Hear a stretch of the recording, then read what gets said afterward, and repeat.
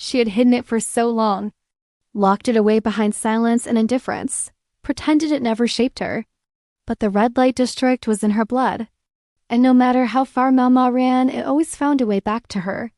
The whispers began among the other servants, small, harmless gossip at first. She knows too much for a simple maid. She speaks like someone who's seen things, her hands. They're too steady. She tried to ignore it, to stay quiet. All she knew was that she was left behind, raised by an apothecary surrounded by courtesans, marked by sharp eyes and sharper instincts. But in the palace, background was everything.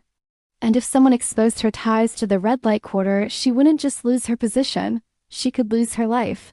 But then one of the older maids pulled her aside, not out of malice, out of fear. With each passing hour, Malmo grew more convinced that her past would catch up to her, that the tranquil life she built was just a borrowed one. Then came the plum feast, an annual event hosted by the emperor's wife, Consort Li, a chance for the ladies of the palace to mingle, for the emperor to bestow his favor, and for secrets to be traded like the most valuable commodity. Among the invited guests was one Malmo knew all too well, Lady Zheng, the very woman whose husband slipped that anonymous note under her door. Malmo had served her once years ago in a different life, in a different time. She recognized the lady's sharp gaze, the calculating tilt of her head, the way her fingers twitched as if always ready to strike. Back then, Malmo had been a pawn in her games, just another piece on the board.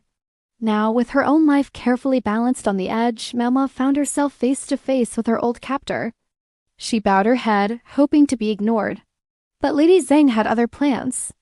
"Ah, there you are," she said, her voice dripping with feigned sweetness. "I was wondering when I'd see you again, Mamao." Her eyes glinted with triumph. "You haven't changed at all. Still so obedient, still so very useful."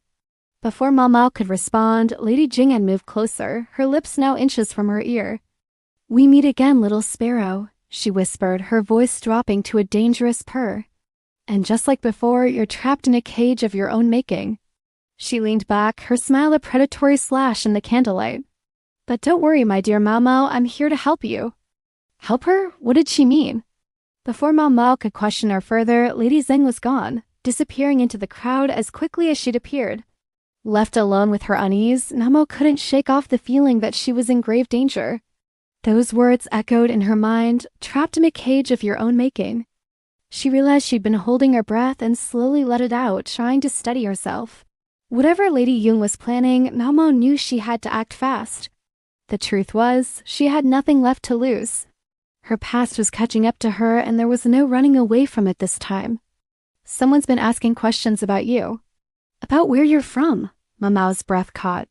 And that same day, a letter arrived, anonymous, slipped under her door. Just 5 words written in careful brushstrokes. "Red light rats don't belong here."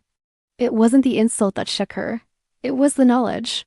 Someone knew where she came from. Worse, they knew who she might be related to. Because Mama wasn't just any girl from the district. Her origins were far more tangled than she let on. She didn't even know the full truth herself. Later that night, she sat alone, her fingers tracing the edge of the letter.